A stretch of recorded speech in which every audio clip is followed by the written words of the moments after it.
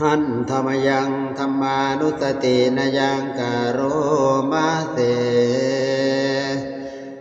สวาขาโตภควตาธัมโมพระธรรมเป็นสิ่งที่พระผู้มีพระภาคเจ้าได้ตรัสไว้ดีแล้วสันทิฏฐิโกเป็นสิ่งที่ผู้ศึกษาและปฏิบัติพึงเห็นได้ด้วยตนเองอากาลิโกเป็นสิ่งที่ปฏิบัติได้และให้ผลได้ไม่จำกัดการเอหิปัสสิโกเป็นสิ่งที่ควรกล่าวกับผู้อื่นว่าท่านจงมาดูเถิดโอปานะยิโกเป็นสิ่งที่ควรน้อมเข้ามาใส่ตัวปัจจตังเวทิตาโพวินยูหิติเป็นสิ่งที่ผู้รู้ก็รู้ได้เฉพาะตนดังนี้หันธรรมยังธรรมาภิกิติงกโรมาเสสวาคาตตาทิคุณโยคาวเตนะไสโยพระธรรมเป็นสิ่งที่ประเสริฐเพราะประกอบด้วยคุณคือความที่พระผู้มีพระภาคเจ้าตรัสไว้ดีแล้วเป็นต้นโยมากปากปริยัติวิโมกขเพโทเป็นธรรมอันจำแนกเป็นมรรคผลปริยัติและนิพพานธัมโมกุโลกปัตนาตถาธาริธารี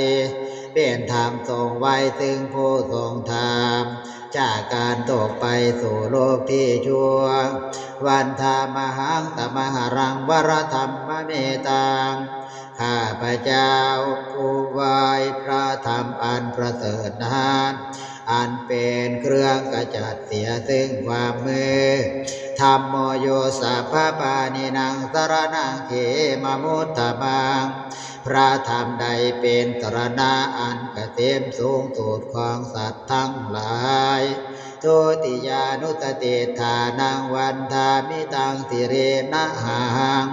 ข้าพเจ้าไหว้พระธรรมนั้นอันเป็นที่ตั้งแห่งความระลึกองค์ที่สองด้วยเสียงกล่าวธรรมะสัตตเมธาโสวะธัมโมเมสามิติสโรข้าพเจ้าเป็นทาสของพระธรรมพระธรรมเป็นนายมีอิสระเหนือข้าพเจ้าธรรมะสัตตเมธาโสวะธัมโมเมสามิติสโรข้าพเจ้าเป็นทาสของพระธรรมพระธรรมเป็นนายมีอิสระเหนือข้าพเจ้าธัมโมทุกขาตาคาตาจาวิทาตาจาหิตาสเม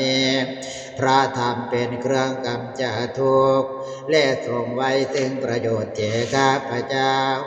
ธรรมะสาหังนิยาเทมิตาริรันชีวิตันจิตัง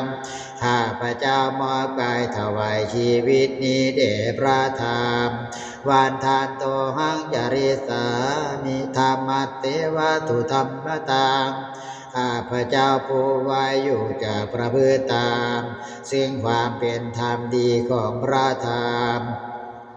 นาทิเมตรนังอัญญังธัมโมเมตรนังวรังสรณะอื่นของข้าพเจ้าไม่มีพระธรรมเป็นสรณะอันประเสริฐของข้าพเจ้า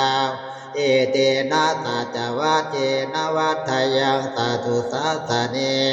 ด้วยการกล่าวคำสัตย์นี้ข้าพเจ้าพึงเจริญในพระศาสนาของพระศาสดา